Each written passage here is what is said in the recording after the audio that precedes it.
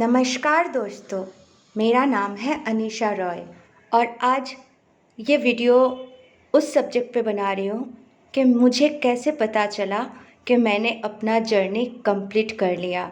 जी हाँ, और हृदय से सबके लिए बहुत बहुत शुभकामनाएं और बहुत सारे ब्लेसिंग्स एंड बहुत सारा प्यार। मैं इस जर्नी में थी, मुझे पता चला था 2019 सितंबर एंड उसी महीने में दुर्गा पूजा के अष्टमी के दिन। फिर मैं ये जर्नी को अच्छे से किया, जो जो गुरुओं के आदेश थे उस तरह से मैंने फॉलो किया, फोकस्ड रही। परमात्मा को इस जर्नी के दौरान मैंने दोस्त भी बनाया। सखा कृष्ण से मैं रेगुलर बात करती थी, अंतरात्मा से मैं कनेक्टेड हुई और मुझे गाइडेंस मिलते गया और मुझे पता चला कि मैंने जर्नी अल्टीमेटली कंप्लीट किया।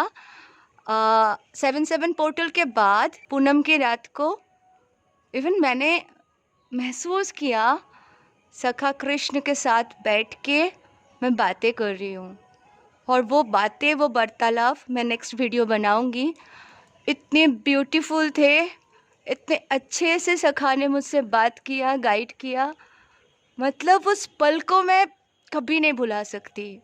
Ultimate pleasant moment. मुझे बहुत अच्छे से सखा ने बहुत कुछ समझाया, मजाक किए, हंसे मेरे साथ, सारे बधाई दिए, कॉन्ग्रेट्स किए, उनके दिल की बात किया उन्होंने कि उनको कैसे कैसे तकलीफ़ होती थी, उनको कब कब रोना आता था, हम रोते थे तो उनको कैसे महसूस होता था।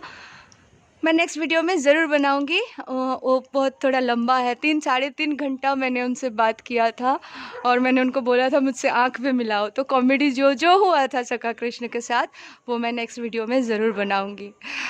ओके, एंड जिन लोगों को बिल्कुल नॉलेज नहीं है ये जर्नी के बारे में, मैं जानती हूँ वो भी सुनेंगे, उनको लगेगा ये पागल है। तो पागल होना अच्छा है, कृष्ण प्रेम में अगर पागल बन जाते हैं तो वो बहुत अच्छा है। और एक्चुअली अगर ये मेरे भ्रम होता था तो मुझे शुरू में 1 बार, 2 बार, 3 बार, 10 बार में पता चल जाता था कि ये मेरा भ्रम है। लेकिन और मैं ये बोलती भी थी ये मेरा भ्रम है, ये हो ही नहीं सकता, भगवान श्री कृष्ण मुझसे क्यों बात करेंगे, ये सब मेरा भ्रम है। लेकिन मुझे बार बार बार बार गाइडेंस मिलते गए और बार बार मुझे पता चलता गया नहीं, ये मेरा भ्रम नहीं, ये ही सत्य है।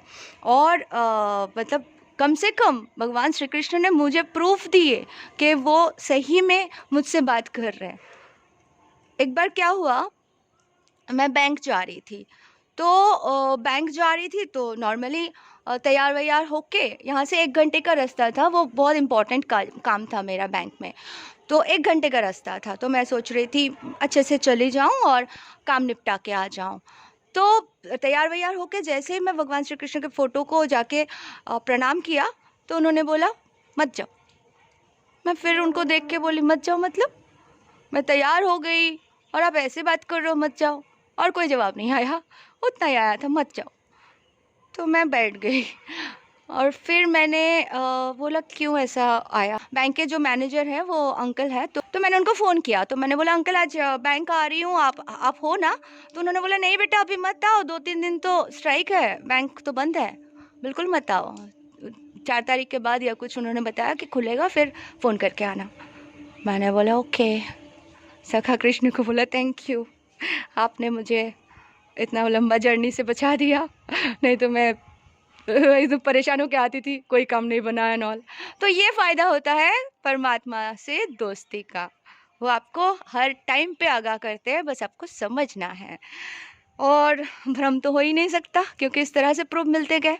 हाँ, तो मैं ये वीडियो इसलिए बना रही हूँ, मैं बताना चाह रही हूँ मुझे क्या क्या संकेत मिला, मुझे कैसे कैसे पता चला कि मैं जर्नी के एंड पे हूँ। उस दिन भी मुझे पता चला कि आज मेरी जर्नी सफल हुई। ओके, एक्चुअली लास्ट जून में मैं, मेरे कज़न सिस्टर, हमारे फैमिली मेम्बर सब मिलके हम लोग गए थे।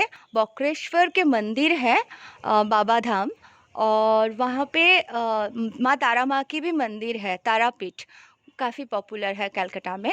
तो 51 पीठ में तारापीठ एक है, और बक्रेश्वर है जो मंदिर है, बाबा धाम, वहाँ पे कुंड थे, बहुत सारे कुंड है, अभी भी है। जो भी कलकत्ता कभी आएंगे तो आप लोग दर्शन ज़रूर करने जाना, बक्रेश्वर और तारापीठ।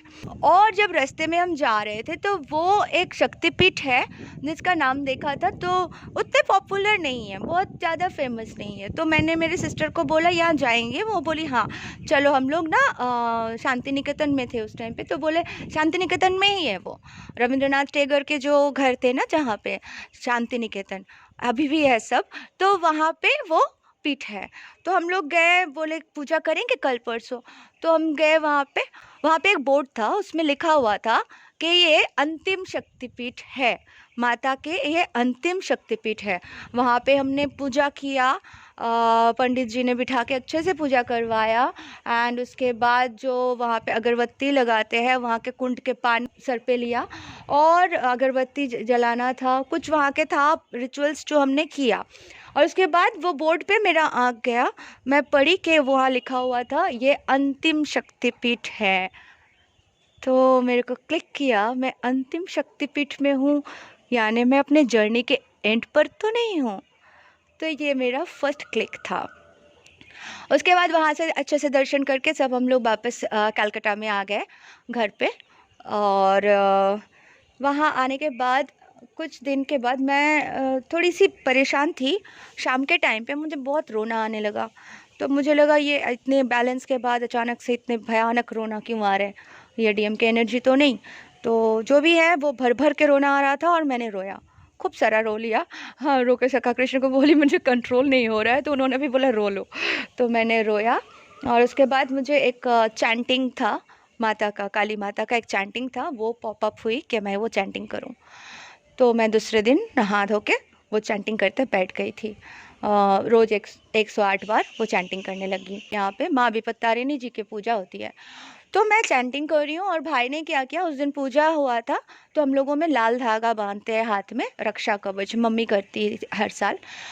तो मम्मी ने पूजा किया, दीदी ने पूजा किया और भाई ने पूजा करवाया और दिया जलाया। दिया ऐसे जलाए, लंबा एक दिया रखते हैं और एक क्रॉस देते हैं, और वो लोग हो गया उनका पूजा। तो मैं गई रेगुलर जैसे नहा के चैंटिंग करने जाती थी, तो भगवान के रूम में जाके बैठी और मैं चैंटिंग शुरू की। आँख बंद कर लेती हूँ कभी, तो उस दिन आँख बंद करके कर रही हूँ, तो अचानक से एकदम वो घी का जलने का आवाज़ आती है ना, तो वो आवाज़ आई। तो जैसे ही वो आवाज़ आई, हाँ, उससे पहले मैं सोल मर्जिंग मेडिटेशन भी कर रही थी, कुछ दिनों से सोल मर्जिंग मेडिटेशन भी स्टार्ट किया था। तो मैंने वो देखा कि वो दिया जो है, वो दिया अचानक से एक लौ था, वो दूसरे को पकड़ा कॉर्नर पे, और वो दूसरा तीसरे को पकड़ा, और तीनों कॉर्नर ऐसे बड़े होके जलने लगे, ठीक है, जैसे त्रिशूल हो।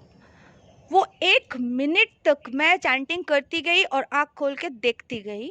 1 मिनट तक वो त्रिशूल बन के रहे, लंबा बड़ा सा त्रिशूल के आकार लिया, और पूरी तरह से वो जलते जलते क्या किया, एक हुआ और एक हो गया।